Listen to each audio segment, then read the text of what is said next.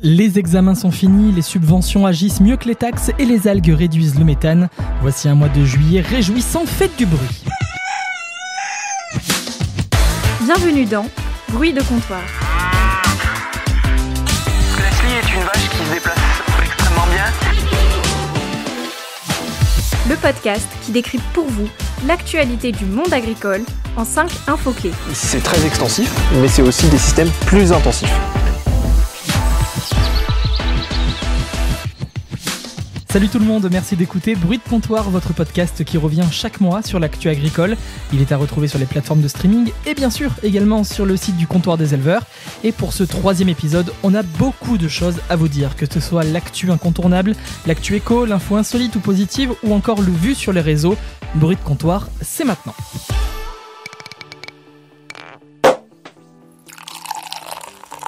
On en connaît qui ont dû déboucher le champagne qui était au frais début juillet. Les résultats des examens de fin d'année pour les élèves en enseignement agricole sont désormais connus et 2024 restera comme un bon cru avec des résultats plutôt positifs. 87,6% des jeunes ayant passé les examens les ont réussi, bravo. Tout diplôme confondu, ça allait du baccalauréat professionnel et technologique jusqu'au certificat d'aptitude professionnelle agricole en passant par le brevet de technicien supérieur agricole. En tout, ça représente 46 589 jeunes sur 53 000 qui ont pointé lors des examens de fin juin. Et quand on disait que c'est positif, eh bien les chiffres le prouvent. C'est même un peu mieux par rapport à 2023 où le taux de réussite global était de 87,16%. Alors si on rentre dans le détail des diplômes, le baccalauréat technologique présente le plus fort taux de réussite avec 97,3% sur plus de 5000 candidats. Il est suivi de près par le CAP agricole qui affiche 95,28% de réussite. Le baccalauréat professionnel compte quant à lui le plus grand nombre de diplômés avec 22 449 jeunes récompensés sur plus de 25 000. En revanche, le brevet de technicien supérieur agricole a été sûrement l'épreuve la plus difficile, semble-t-il, avec seulement, et nous mettons bien ce mot entre guillemets, 77,39% de réussite. Le ministre de l'Agriculture et de la Souveraineté Alimentaire, Marc Fesneau, a tenu à féliciter tous les distingués de l'enseignement agricole. Il a aussi remercié l'ensemble des équipes des établissements de formation agricole qui chaque jour offrent un enseignement et un encadrement de qualité. Fin de citation. Pour lui, c'est la preuve qu'il existe bien un renouvellement des générations, enjeu majeur pour l'agriculture actuellement. Alors sur ce point, on ne peut que lui donner raison. Et après les congratulations, on souhaite maintenant bon courage à tous les futurs entrants sur le marché du travail, parce que du boulot, eh ben il y en a. Money, money, money must be funny in the rich man's world. Qu'est-ce qui marche le mieux pour réduire les émissions de gaz à effet de serre du secteur agricole ? Les aides ou la répression ? Et bien sur cette question, une doctorante en économie a tranché. En effet, une thèse soutenue début avril par Roxane Fotino-Delis de l'unité mixte de recherche à l'INRAE AgroParisTech s'est penchée sur ce sujet plus que jamais d'actu. Régulièrement, le monde agricole subit une pression générale quand il s'agit d'évoquer les émissions de gaz à effet de serre. L'agriculture est souvent accusée d'être un secteur polluant et il est demandé aux agriculteurs de faire des efforts, oui, mais comment inciter ? Eh bien, selon Roxane Fotino-Delis, il faut accompagner plutôt que de faire payer, privilégier les subventions aux taxes. La doctorante a projeté de multiples scénarios à partir de données d'exploitation de la région Grand Est, notamment en émettant des projections sur 30 ans. Elle voulait voir s'il y avait un compromis entre les coûts de surveillance et l'efficacité des politiques d'atténuation des émissions de gaz à effet de serre. Elle s'est en particulier intéressée aux subventions pour la séquestration totale du carbone, c'est-à-dire issue de la biomasse et du sol. Et la doctorante est certaine de ces résultats. Les politiques de subvention s'avèrent plus rentables qu'une taxe sur les GES. Elle indique par ailleurs que la forme de contrat la plus efficace consiste à rémunérer les exploitants à l'hectare pour la mise en place d'agroforesterie intraparcellaires. Bien sûr en fonction des possibilités de chaque agriculteur. Sauf qu'actuellement, même si l'Union européenne se dit favorable au développement du carbon farming, la France n'a pas encore établi de politique vraiment affirmée pour respecter les objectifs de stratégie nationale bas carbone. Sur la question des taxes, tous les pays ne sont pas sur la même longueur d'onde.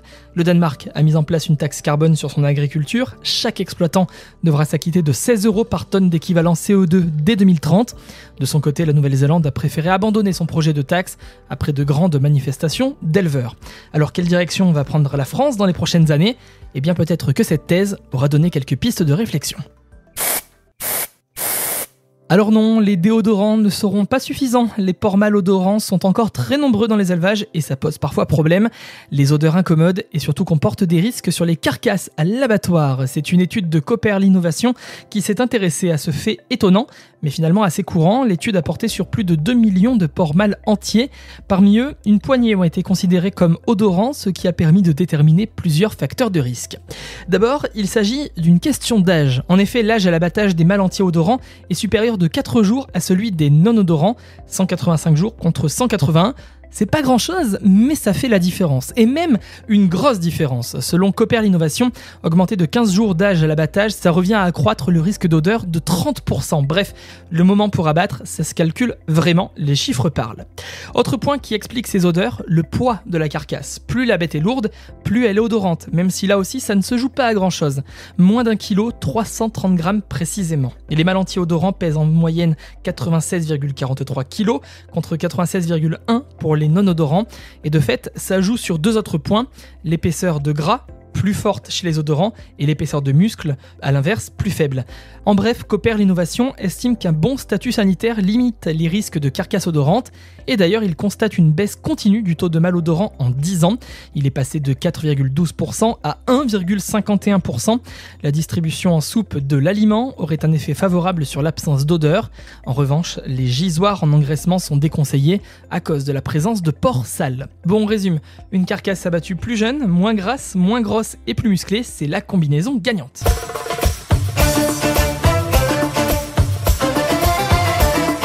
Et si l'Algérie devenait le pays qui monte et qui compte pour la filière laitière ? C'est l'une des infos importantes sur le marché international sorti ces dernières semaines et que l'on a vu passer notamment sur le Instagram du comptoir des éleveurs. Mais tout d'abord, revenons sur le contexte. L'Algérie, c'est un très grand pays, très peuplé, mais dont les terres consacrées à l'agriculture et à la foresterie ne représentent que 20% de la surface du pays. En effet, les terres fertiles sont peu nombreuses face au désert et aux conditions climatiques parfois extrêmes. De fait, l'Algérie est fortement dépendante des importations, avec une balance économique déficitaire de 9,5 milliards d'euros en 2022, et en particulier sur les céréales et la poudre de lait. Plus encore, l'Algérie est même le deuxième plus grand importateur mondial de lait en poudre, juste derrière la Chine. En tout, les Algériens consomment 5,5 milliards de litres par an. Et à propos, les autorités algériennes ont fait du développement local agricole et agroalimentaire l'une de ses priorités. Et en particulier sur le laitier, car le pays prévoit de révolutionner son industrie laitière en faisant construire une méga ferme. Cette structure gigantesque, qui devrait s'étaler sur une surface, écoutez bien, de 117 000 hectares, a déjà posé ses fondations dans la région d'Adrar, tout au sud de l'Algérie. À terme, elle devrait abriter pas moins de 270 000 vaches afin d'assurer une productivité totale, et c'est une expérimentation pour observer si ce type de méga ferme est la solution idéale pour les pays en expansion comme l'Algérie d'assurer leur autosuffisance. Livraison prévue de cette première méga ferme en 2033, il faudra patienter encore un peu pour les premiers éléments de réponse. Les vaches pètent moins grâce aux algues. Alors l'info est un peu folle, je veux bien le concéder, mais elle est vraie. Enfin, voici quand même quelques précisions, on ne va pas vous laisser sans explication. Direction l'Australie, pour comprendre ce qui est peut-être l'innovation de demain. La laiterie Ashgrove en Tasmanie a décidé de commercialiser du lait produit par des vaches qui ont été nourries avec de l'huile créée à base d'algues. Selon l'agence Reuters, ce serait même le premier lait de marque au monde produit par des vaches nourries avec une algue. Drôle de concept. Le bétail de la laiterie familiale produit environ 10 000 litres de lait par jour, mais pourquoi cette alimentation si spéciale ? Eh bien pour avoir un meilleur impact écologique, selon les propriétaires de l'entreprise, grâce à cet extrait d'algues présent dans les aliments des 500 vaches de la ferme, le méthane libéré par les bêtes serait réduit, une réduction d'environ 25%.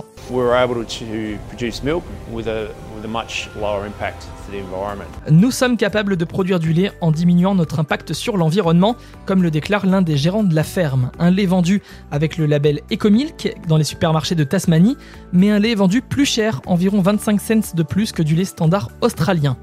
Et en France alors ? Eh bien chez nous, on a déjà fait la promotion d'additifs pour faire baisser les émissions de méthane.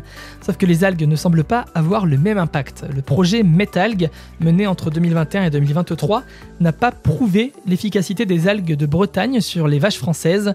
Pour trouver des algues efficaces, eh bien il faut s'éloigner des côtes françaises, faire importer des algues en France pour réduire les émissions de méthane. Un impact positif pour l'environnement ? Ça, c'est vraiment pas sûr.